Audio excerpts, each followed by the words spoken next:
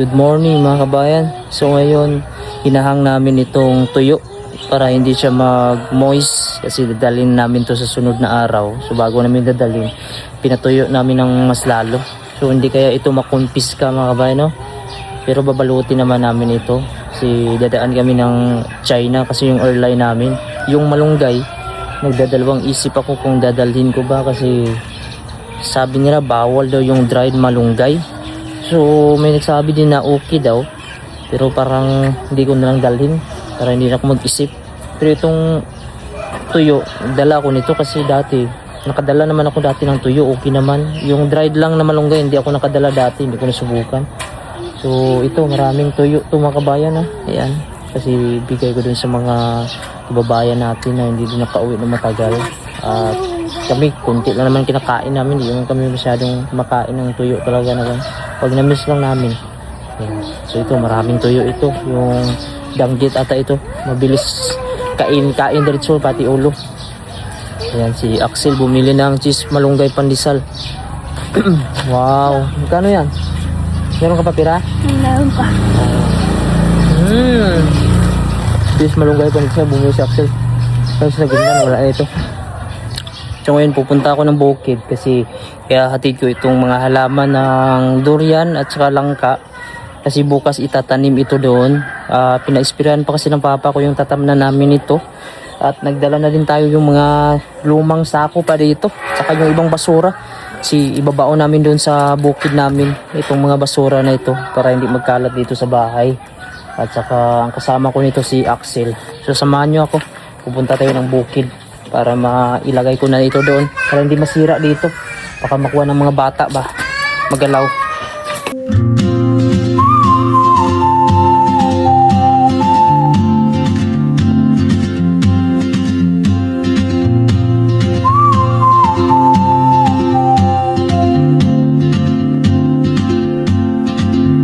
She moves like a map with no borders, a whisper caught in the wind.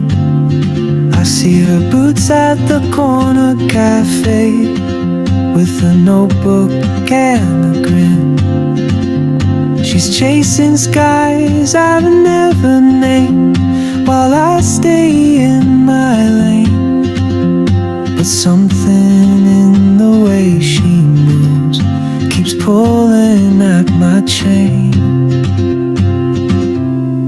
Oh, traveler, you carry the sun in your stride, leaving behind what I hold inside. If I don't ask your name today, I may never get the chance to walk beside your wandering dance.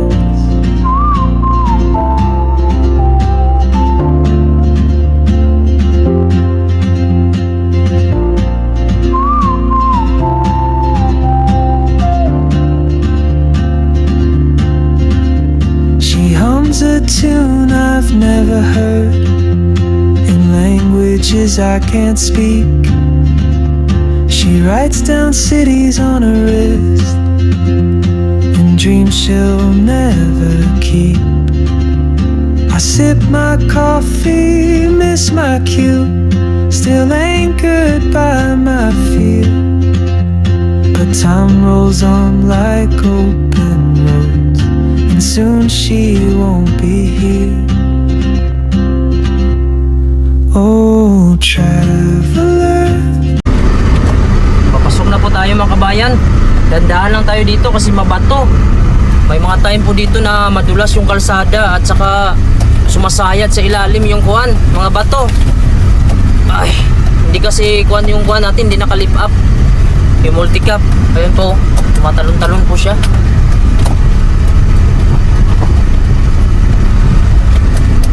Lalo na pag doon sa ibaba, may mga portion na kung saan maraming tubig at maputik. Gaya nito, mahirap ito pagka lowered yung kuwan mo. Pang highway lang kasi itong sit up ng multicap ko. Pero ayos naman, minsan nakapasok naman dito. mga kabayan, no? Sa gilid, ko na siya. Grabe yung bato. Lalay tayo ng brake dito kasi sumasayad yung mga chassis niya. Pag nabigla. Grabe yung daanan dito, no? Tingnan nyo naman. Maganda yung daan dito kapag hindi na ulan. Kasi ni-repair to dati kaso nung umuulan siya, nasisira din. Gaya nito, medyo mababa dito.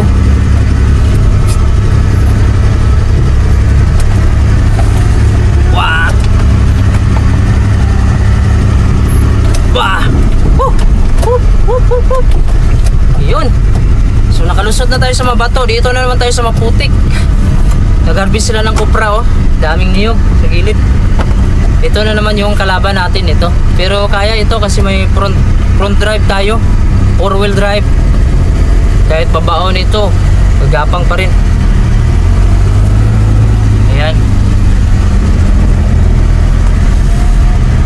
Pasok pa rin yan dito.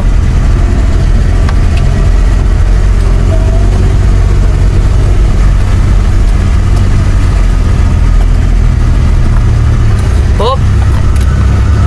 So ngayon dahil medyo mataas, madulas, so i-on natin tong front wheel niya para gagapang siya. Front drive yung tawag mo. So ngayon naka-forward tayo. So aahon na ito mga kabayan. Sisiw lang to sa multicap pag ganito kahit mabato. Basta naka-front drive.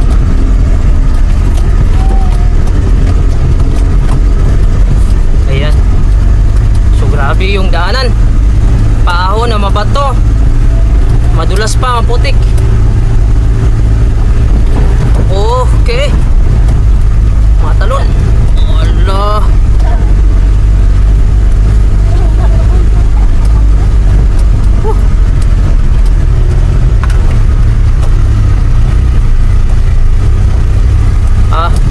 Kaya lang.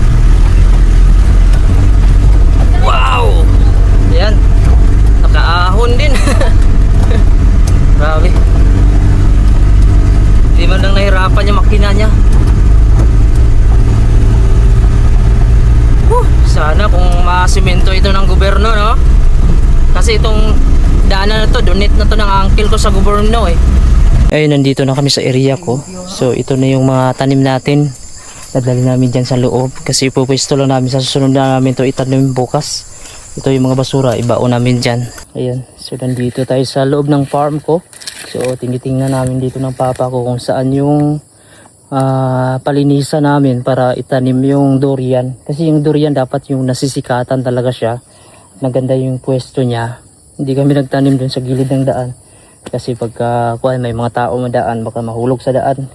Hindi mabantayan. Kaya dito kami medyo sa may loob. So ito na area medyo patag dito. Mas maganda dito ata yung durian. Kasi mayroon na malaking durian doon. No? Malapit na din mamunga yan. Ito na area dito mga kabayan. No? Medyo may space pa talaga siya. At kailangan ng tamnan. Na para pagdating ng panahon mayroon tayong ma-harvest. Ito naman may niyog naman ito. Kaso medyo malayo. Ito saging. So mas maganda sana kung may prutas din siya na bago magsaging. Ayan po, durian. Tapos ito na area dito, ayan. Wala pa siyang tanim. Ayan, may niyog na may maliliit pa. So, doon sa itaas, mayroon naman itong mga durian na din. At parang kasing taas lang din nung itatanim natin. Ito yung pinakamalaking durian dito sa akin. Ito yung malapit at mamunga na to. Ngayon, mangunguha tayo dito ng gulayin. Kuha tayo dito ng alugbati at saka yung talong. Kasi sasabawan natin.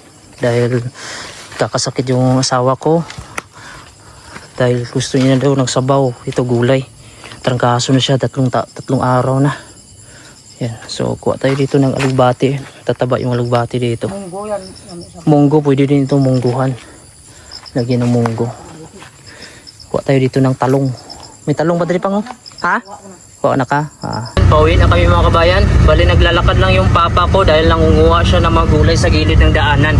Lalo na yung mga talbos ng ampalaya, yung abalong, gabi, at saka yung alugbati. Nakukuha niya lang sa gilid mga kabayan, no? Ayan. So medyo mahirap-hirap din yung daanan dito. Kasi madulas pag naulan.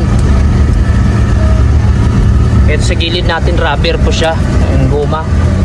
Ito, napakaraming kawayan. Pwede mo po yung gawing kuhan mga kabayan, no? Bahay. May nanguha po ng kawayan dito, oh. Mayroong dabong yan dito mga kabayan. Ayan, oh. Nandito tayo ngayon mga kabayan sa ilalim ng kawayan na ito. Titingnan natin kung mayroon ditong batang kawayan, yung tambo sa amin o dabong, kasi gugulayan natin. So tara, samahan nyo ako. Ito po yung kawayan, oh. Napakalaki. Napakaraming kawayan. Pwede kang kumuha dito, gawin mong bahay. Pako na lang yung kulang. Tingnan natin dito. Ayan, may nakuha yung papa ko isa, oh. Ayan. So may isa na siya. Ito yung masarap talaga na tambo. Kawayan. Malaki-laki din yung tambo nito kasi hindi tagtambo ngayon. Tapos na kasi yung season. June, July kasi yung season nito. So hanap tayo, baka meron pang sumusunod. Ito, meron isa, oh. May nakita ka dari isa pa ka, oh. Ayan, oh. Ayan, so mayroon tayo dito nakita. Dalawa. Sa dalawa. So, tingnan natin dito kung mayroon pang nakita yung papa ko.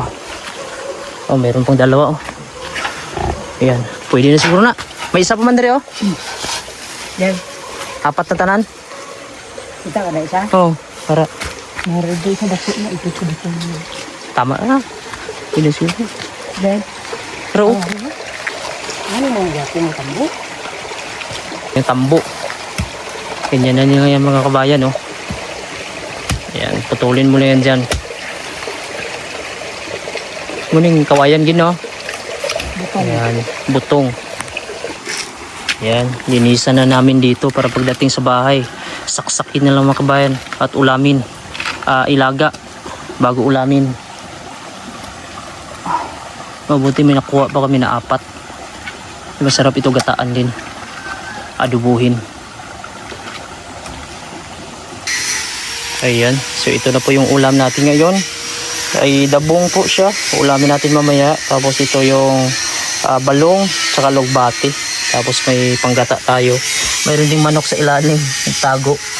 Punta muna tayo dito sa kuha. Nagpapakain papa ko ng tilapia. Butangan niya po na mo tilapia. Nagbutang ka bago? So dito yung tilapiahan niya, oh. Grabe yung tubig dito, oh. Oh, yung dami pa rin, oh. Ayan, oh, daming tilapia, oh. Ang dami. Dagan pa din, eh. Dami tilapia, oh. May mga malalaki pa, oh. Dami, oh. Wala ka na nakuha kung pag-ano sa iba. So namunga na pala yung rambutan ng papa ko dito. Last year daw namunga na ito.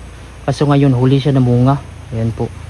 So maliliit pa. Hindi na namin ito maabutan. May marami siyang bunga, oh.